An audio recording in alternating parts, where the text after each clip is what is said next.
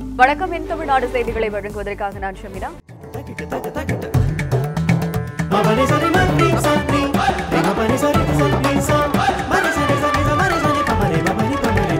என் தமிழ்நாடு. பிரதம மந்திரி பயிர் காப்பீட்டு திட்டத்தின் கீழ் 487 கோடி ரூபாய் ஒதுக்கீடு செய்வதற்கான அரசாணையை தமிழக அரசு வெளியிட்டுள்ளது.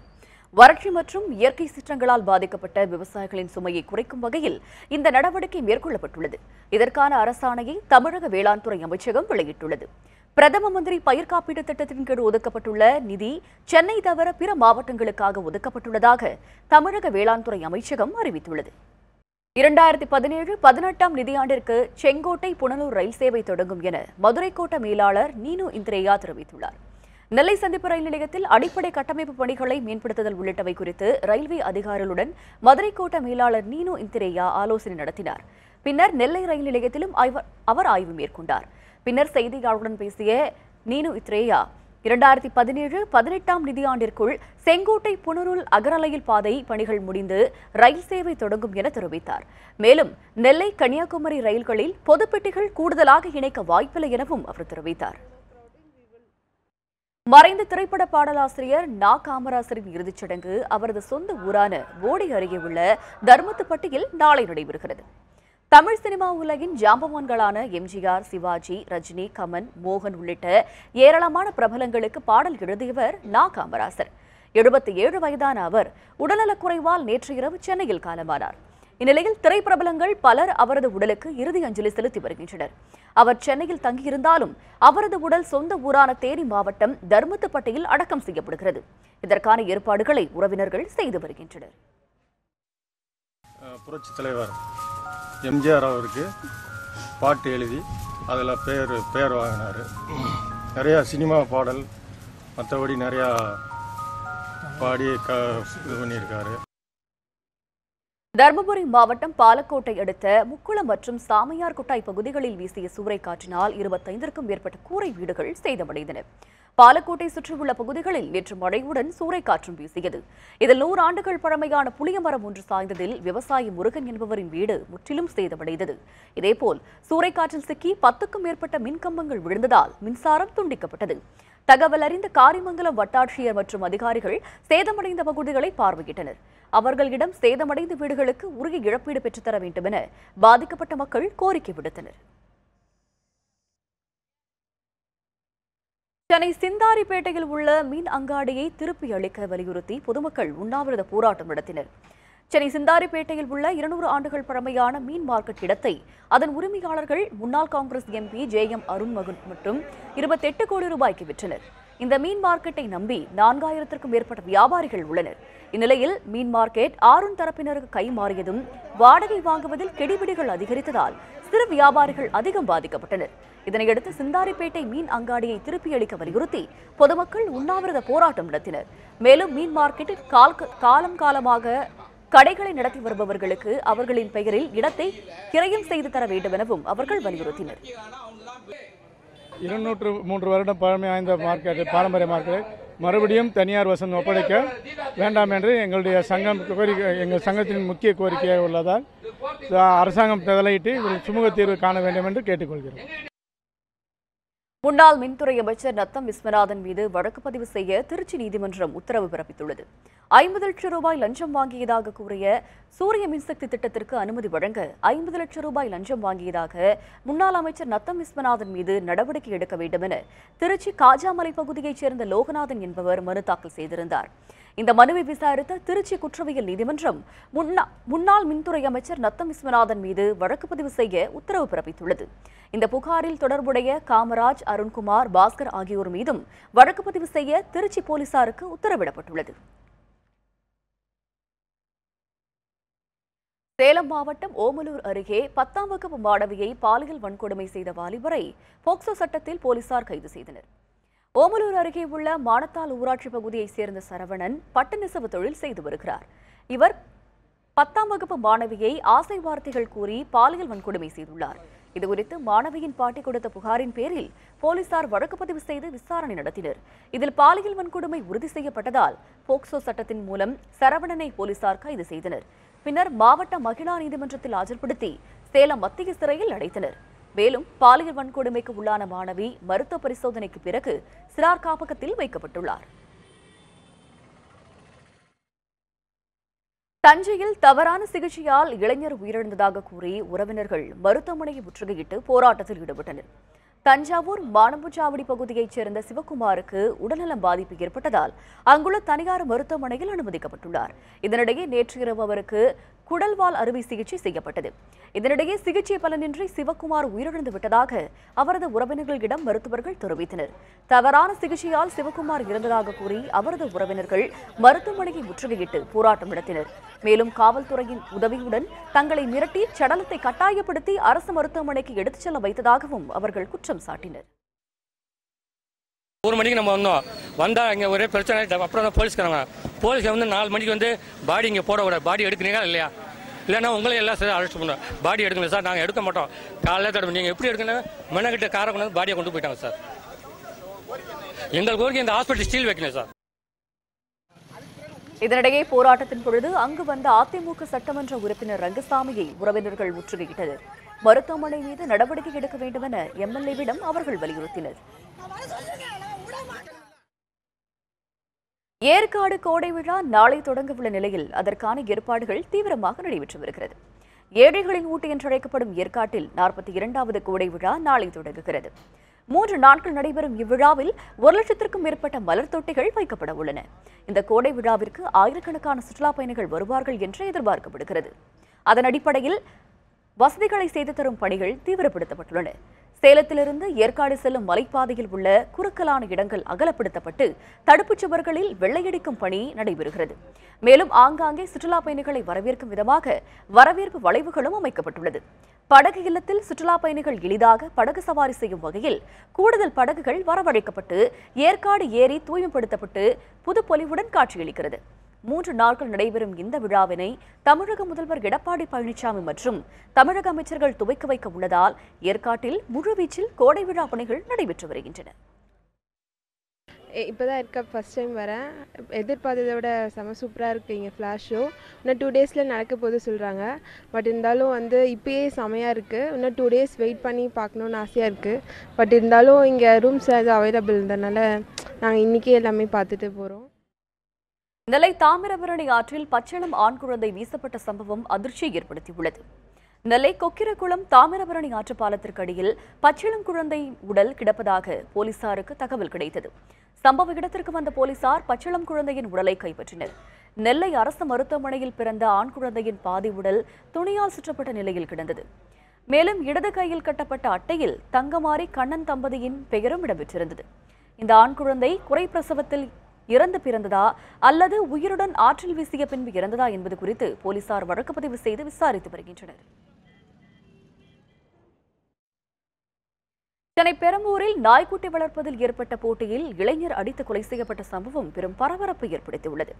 ராஜீவ்காந்தி நகரைச் சேர்ந்த ஆட்டோ ஓட்டுநரான விஜய் பெரம்பலூர் ரயில் நிலைய ஆட்டோ நிறுத்தம் அருகே நாய்க்குட்டிகளை வளர்த்து வந்தார்.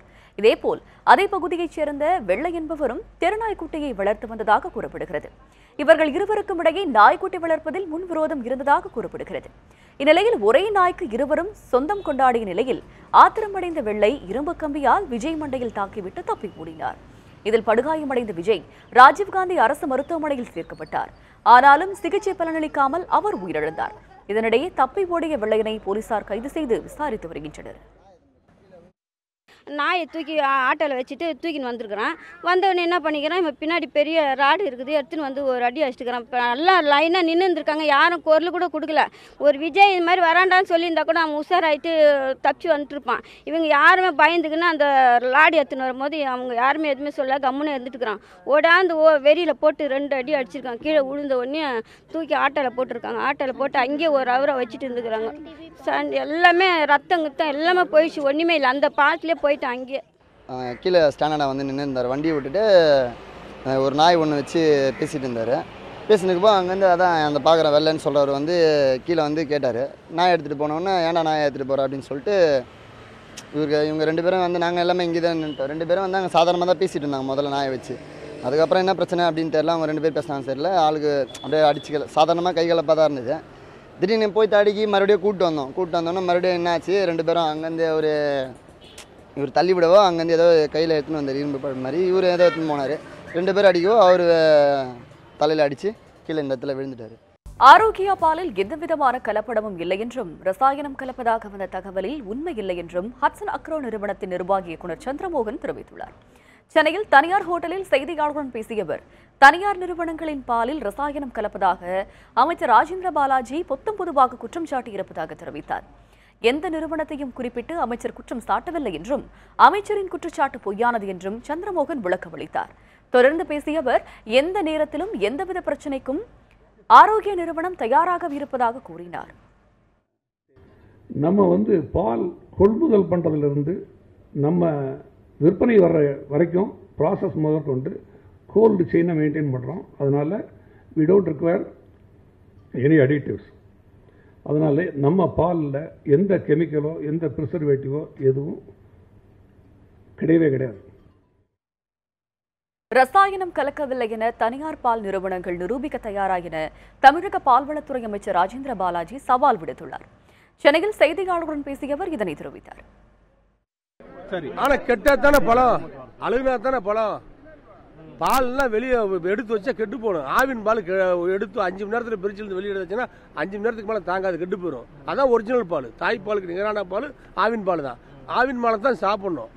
அதுக்காண்டி போட்டி ஓட்டு வியாபார போட்டியில் பாலில் பாலே இல்லாமல் எனக்கு சில தகவல் வருது. பாலே இல்லாமல் கெமிக்கலை வச்சு பாலாக்குறாங்க. அதெல்லாம் தடுக்கிற வேலையை அரசாங்கம் செய்யணும்ல, அதை நாங்கள் பண்ணிக்கிட்டு இருக்கோம். இப்போ எத்தனை கம்பெனி மேல இந்த கம்ப்ளைண்ட் வந்திருக்கு சார்? எத்தனை கம்பெனி மேல இந்த கம்ப்ளைண்ட்? ஒவ்வொரு கம்பெனியும் ஒருத்தரை பொறுத்து ஒருத்தர் சொல்றாங்க என்கிட்ட. நாங்க கிடையாது, இந்த கம்பெனிக்காரன் அதை செய்யறான், நாங்க கிடையாது, இந்த கம்பெனிக்காரன் செய்யறோம் அவங்களே சொல்றாங்க. ஆனா ஒருத்தர் காட்டி கொடுக்க முடியாது. குழந்தைகள் சாப்பிடுறது, நோயுற்ற முதியோர் சாப்பிடுறது, கருவறையில் இருக்கிற பிள்ளைகள் இருந்து கல்லறைக்கு போற முதியோர் வரைக்கும் சாப்பிடக்கூடியது பால். அந்த பாலில் சில தவறு நடக்குதுன்னு சொல்லி எனக்கு தகவல் வந்துகிட்டு இருக்கு. அதை நான் பால்வளத்துறை அமைச்சர் முறையில் உரிய நடவடிக்கை எடுத்துக்கிட்டு இருக்கோம். இப்போ 4 குழுக்கள் அமைச்சிருக்கோம். சென்னையில் ஒரு குழு, மதுரையில் ஒரு குழு, திருச்சியில் ஒரு குழு, சேலத்தில் ஒரு குழு. 4 குழுக்கள் 4 இடங்கள்ல எல்லா இடங்களையும் சாம்பிள் எடுக்க சொல்லியிருக்கு. சாம்பிள் எங்க எடுக்கிறாங்க, குழு யாருங்கிறத நாங்கள் ரகசியமா வச்சிருக்கோம். தவறு நடந்து கண்டுபிடிச்சா என்ன மாதிரி தண்டனை கொடுப்பீங்க? இல்ல எல்லாம் கன்ஃபார்ம் அந்த கம்பெனியை மூடிடுவோம். ஆமா, அதுல ஒன்றும் சந்தேகம் கிடையாது. அரசு ஏதாவது நடக்க வாய்ப்பு இருக்கா சார்? என்னது, அவங்க கிரிமினல் நடவடிக்கை எடுப்போம். நாமக்கல்லில் நடைபெறும் தொடக்கப்பள்ளி ஆசிரியர்களுக்கான பொது மாறுதல் கலந்தாய்வில் காலியாக உள்ள இடங்களை அதிகாரிகள் மறைப்பதால் கலந்தாய்வை ரத்து செய்ய கோரி ஆசிரியர்கள் காத்திருப்பு போராட்டத்தில் ஈடுபட்டனர். நாமக்கல் மாவட்டத்தில் உள்ள அரசு தொடக்கப்பள்ளி ஆசிரியர்களுக்கான பொது மாறுதல் கலந்தாய்வு முதல் முறையாக ஆன்லைன் மூலமாக நடைபெற்று வருகிறது. இதில் திருச்செங்கோடு ஒன்றியத்திற்குட்பட்ட 2 காலி பணியிடங்களை மாவட்ட கல்வி அதிகாரிகள் மறைப்பதாக புகார் எழுந்துள்ளது. இதனையடுத்து கலந்தாய்வை முறையாக நடத்த கோரி ஆசிரியர்கள் போராட்டத்தில் ஈடுபட்டனர். இப்பொழுது நடைபெறும் கலந்தாய்வில் திருச்செங்கோட்டை சேர்ந்த 2 இடங்கள் மறைக்கப்பட்டுள்ளன. அதே திருச்செங்கோட்டில் பணிபுரியும் 2 ஆசிரியர்களுக்கு அந்த இடங்கள் மறுக்கப்படுகின்றன. யாருடைய சுயலாபத்திற்காகவோ அதிகாரத்திற்காகவோ கல்வித்துறை இந்த கலந்தாய்வை நடத்துகிறது என்ற சந்தேகம் ஆரம்பப்பள்ளி ஆசிரியர்களுக்கு ஏற்பட்டுள்ளதால் இந்த கலந்தாய்வை ரத்து செய்ய வேண்டும் என ஆசிரியர்கள் முழுமையான போராட்டத்தில் இறங்கியுள்ளார்கள். உதகையில் படகு ஓட்டுநர் மீது ஒழுங்கு நடவடிக்கை எடுக்கப்பட்டதற்கு எதிர்ப்பு தெரிவித்து படகு ஓட்டுநர்கள் வேலைநிறுத்தத்தில் ஈடுபட்டதால் சுற்றுலா பயணிகள் ஏமாற்றமடைந்தனர். உதகை படகு இல்லத்தில் கடந்த 5ஆம் தேதி சென்னையை சேர்ந்த சுற்றுலா பயணிகள் சிலர் வந்துள்ளனர். அப்பொழுது அவர்கள் சென்ற படகு ஓட்டுநருடன் வாக்குவாதம் ஏற்பட்டுள்ளது. இதுகுறித்து சுற்றுலா பயணிகள் படகு இல்ல அதிகாரிகளுடன் புகார் தெரிவித்ததை அடுத்து சம்பந்தப்பட்ட படகு ஓட்டுநர் மீது ஒழுங்கு நடவடிக்கை எடுக்கப்பட்டது. இதற்கு எதிர்ப்பு தெரிவித்து உதகை படகு ஓட்டுநர்கள் வேலை நிறுத்தத்தில் ஈடுபட்டனர். இதனையடுத்து அதிகாரிகள் சமரச பேச்சுவார்த்தையில் ஈடுபட்டதை அடுத்து அவர்கள் போராட்டத்தை கைவிட்டனர். டூரிஸ்ட் இது தான் கம்ப்ளைண்ட் எடுத்துக்காங்களே, எங்களுடைய குறைய எதுவும் கேட்கறது இல்லை. அவங்க ஒருத்தர் எங்களை நாயின்னு சொல்கிறோம். அப்போ நாங்கள் இங்கே போட்டு ஓட்டுறவங்களாம் நாயாக இருக்கவங்களா? அதை கேட்டாக்கா அதிகாரிகள்கிட்ட கம்ப்ளைண்ட் பண்ணுறாங்க. அந்த அதிகாரி இங்கே இருக்கிற மேனேஜருக்கு சொல்கிறாங்க, மேனேஜர் எங்களை நிறுத்துறேன்னு சொல்கிறாங்க. அதுக்காக நாங்கள் இங்கே படகு நிறுத்தியிருக்கிறோம். மருத்துவ கலந்தாய்வில் முறைகேடு நடப்பதாக கூறி மருத்துவர்கள் போராட்டத்தில் ஈடுபட்டனர். முதுநிலை மருத்துவ படிப்புகளுக்கான 2ஆம் கட்ட கலந்தாய்வு சென்னை ஓமந்தூரார் மருத்துவமனையில் நடைபெற்று வருகிறது. இந்த கலந்தாய்வில் முறைகேடு நடப்பதாக கூறி சென்னை ஓமந்தூரார் மருத்துவமனையில் அரசு சாரா மருத்துவர்கள் போராட்டத்தில் ஈடுபட்டனர். கலந்தாய்வில் அரசு மருத்துவர்களுக்கு ஏற்றவாறு சலுகைகள் செய்யப்பட்டுள்ளதாக அவர்கள் குற்றம் சாட்டினர்.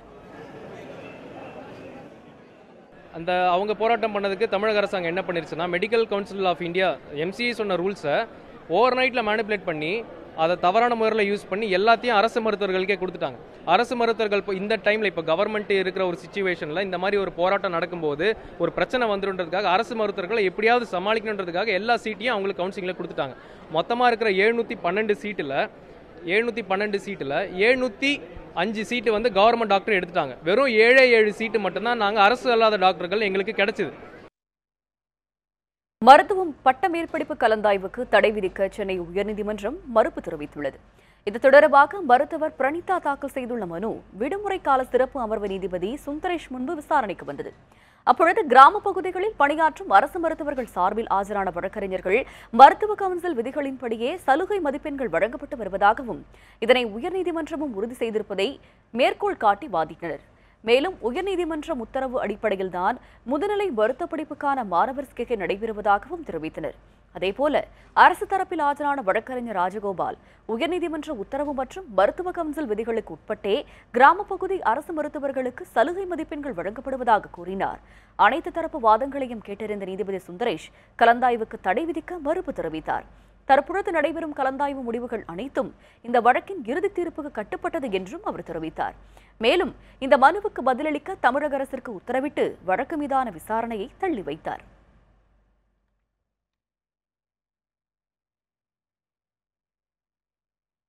டாஸ்மாக் கடைகளை மூடக்கோரி தமிழகத்தில் பல்வேறு இடங்களில் இன்றும் போராட்டங்கள் நடைபெற்றன. உடுமலை அருகே முக்கோணத்தில் விவசாய பகுதியில் புதியதாக திறக்கப்பட்ட மதுபான கடைக்கு கடும் எதிர்ப்பு கிளம்பியுள்ளது. மதுப்பிரியர்கள் மது குடித்துவிட்டு பாட்டில்களை விவசாய நிலங்களில் வீசி செல்வதால் பொதுமக்களுக்கு இடையூறாக இருப்பதாகவும் மதுபான கடையை மூடக்கோரி கிராம ஊராட்சியில் தீர்மானம் நிறைவேற்றப்பட்டு மாவட்ட ஆட்சியருக்கு அனுப்பப்பட்டது. இருப்பினும் கடையை மூடாமல் அலட்சிய போக்கோடு அதிகாரிகள் நடந்து கொள்வதாக கிராமத்தினர் வேதனை தெரிவிக்கின்றனர். இதனையடுத்து புதியதாக திறக்கப்பட்ட அரசு மதுபான கடைக்கு பூட்டு போட்டு பொதுமக்கள் போராட்டம் நடத்தினர். திருவாரூர் மாவட்டம் ஆண்டிப்பந்தல் அருகே பனங்குடியில் புதியதாக அரசு மதுபான கடை திறக்கப்பட்டது. இதனை அறிந்த சுற்றுவட்டார கிராமங்களைச் சேர்ந்த 300க்கும் மேற்பட்டோர் டாஸ்மாக் கடையை மூடக்கோரி திடீர் சாலை மறியல் போராட்டத்தில் ஈடுபட்டனர். இதனால் திருவாரூர் மயிலாடுதுறை சாலையில் சுமார் 1 மணி நேரம் போக்குவரத்து பாதிக்கப்பட்டது. சம்பவ இடத்திற்கு வந்து பேச்சுவார்த்தை நடத்திய போலீசார் அப்பகுதியில் மதுக்கடை திறக்கப்படாது என உறுதியளித்தனர். இதனையடுத்து பொதுமக்கள் மறியல் போராட்டத்தை கைவிட்டு கலைந்து சென்றனர். இந்த கடையை நான் எடுத்துறோம், இந்த கடை இது பூட்ட கடை திறக்க மாட்டாங்க உறுதிமொழியில ஏத்து இந்த அரசோட நாங்க கலந்து கேட்டு நாங்க திரும்பி. சத்தியமங்கலத்தை அடுத்த தனவாசிக்காடு குடியிருப்பு பகுதியை ஒட்டி டாஸ்மாக் கடை அமைப்பதற்கு கட்டுமான பணிகள் நடந்து வந்தன. இந்த கடையை திறக்கக்கூடாது என்று சுற்றுவட்டார பகுதி மக்கள் போராட்டத்தில் ஈடுபட்டனர். அதனைத் தொடர்ந்து சத்தியமங்கலம் மைசூர் நெடுஞ்சாலையில் சாலை மறியல் போராட்டத்தில் ஈடுபட்டனர். வருவாய் அதிகாரிகள் டாஸ்மாக் கடையை வேறு இடத்திற்கு கொண்டு செல்ல ஏற்பாடு செய்யப்பட்டுள்ளதாக உறுதியளித்ததை அடுத்து பொதுமக்கள் சாலை மறியலை கைவிட்டனர். சிவகங்கை மாவட்டம் புதுவாயில் அருகே உள்ளது மித்ராவாயில் கிராமத்தில் கடந்த சில நாட்களுக்கு முன்பு புதியதாக மதுபான கடை திறக்கப்பட்டது. இந்த மதுபான கடையை மூடக்கோரி அப்பகுதி மக்கள் 7வது நாளாக போராட்டத்தில் ஈடுபட்டு வருகின்றனர். மதுபான கடை அருகிலேயே கும்மி அடித்தும் பானை கட்டியும் இறந்தவரை இடிகாட்டுக்கு செல்ல போல நடித்தும் போராட்டம் நடத்தினர். கிராமத்தினரின் போராட்டத்தை அடுத்து மதுபான கடையை திறக்க வந்த ஊழியர்கள் கடையை திறக்காமல் திரும்பிச் சென்றனர். திருச்செந்தூரில் உள்ள 2 அரசு மதுபான கடைகளை மூடக்கோரி திமுகவினர் அக்கடைக்கு பூட்டு போட்டு போராட்டத்தில் ஈடுபட்டனர். முருகனின் அறுபடை வீடுகளில் 2ஆம் படை வீடான திருச்செந்தூர் சுப்பிரமணிய சுவாமி கோவிலுக்கு செல்லும் வழியில் 2 மதுபான கடைகள் உள்ளன. இந்த கடை இருப்பதால் கோவிலுக்கு வரும் பக்தர்களுக்கு பெரும் சிரமம் ஏற்பட்டுள்ளதாக கூறப்படுகிறது. எனவே இந்த கடைகளை அகற்றக்கோரி திமுக சார்பில் போராட்டம் நடைபெற்றது. இதில் திருச்செந்தூர் சட்டமன்ற உறுப்பினர் அனிதா ராதாகிருஷ்ணன் கலந்து கொண்டார். அப்பொழுது 2 மதுபான கடைகளுக்கும் பூட்டு போட்டு கடை முன்பு அமர்ந்து அவர்கள் போராட்டத்தில் ஈடுபட்டனர். ஆண்டிப்பட்டி அருகே தனியார் நிறுவனத்திற்கு சொந்தமான காற்றாலை இறக்கை உடைந்து விழுந்ததில் மின்கம்பிகள் சேதமாகின. தேனி மாவட்டம் ஆண்டிப்பட்டியின் சுற்றுவட்டார பகுதிகளான ரோசனப்பட்டி முதல் கண்டமனூர் வரை சுமார் 200க்கும் மேற்பட்ட காற்றாலைகள் தனியார் நிறுவனங்கள் மூலம் இயக்கப்பட்டு வருகின்றன. இந்நிலையில் இன்று அதிகாலை முத்துச்சங்கிலிப்பட்டு என்ற இடத்தில் இருந்த காற்றாலை இருக்கை இரண்டாக உடைந்து விழுந்தது. இதனால் விவசாய நிலத்திற்கு செல்லும் மின் கம்பிகள் அறுந்து விழுந்தது. சம்பவம் நடந்த இடத்தில் பொதுமக்கள் யாரும் இல்லாததால் பெரும் விபத்து தவிர்க்கப்பட்டது. காற்றாலைகளை முறையாக பராமரிக்கப்படாததால் இதுபோன்ற விபத்துகள் ஏற்படுவதாக அப்பகுதி மக்கள் புகார் தெரிவித்துள்ளனர். விவசாயத்துக்கு போற கரண்ட்களை கட் ஆயிருச்சு. இதே இது பகல்ல நடந்துருந்துச்சுன்னா ஏகப்பட்ட சேதம், உயிர் சேதம் எல்லாமே வர்றதுக்கு வாய்ப்பு இருக்கு. இப்போ நைட்ல ஒரு 4:30 போல நடந்ததுனால இது எந்த உயிர் சேதமும் இல்லை. பாதிப்பு மட்டும் விவசாய போற லைன் கூட பாதிச்சிருக்கு. மற்ற எந்த ஒரு இதுவும் இல்லை. இந்த காத்தாடி இனிமேல் இங்க போடக்கூடாது அப்படின்னு ஊர் பொதுமக்கள் எல்லாம் கேட்டுக்கிட்டு இருக்கோம். இத்துடன் என் தமிழ்நாடு செய்திகள் நிறைவடைந்தன. மேலும் பல அண்மை செய்திகளுக்கு இணைந்திருங்கள் நியூஸ் 7 தமிழுடன்.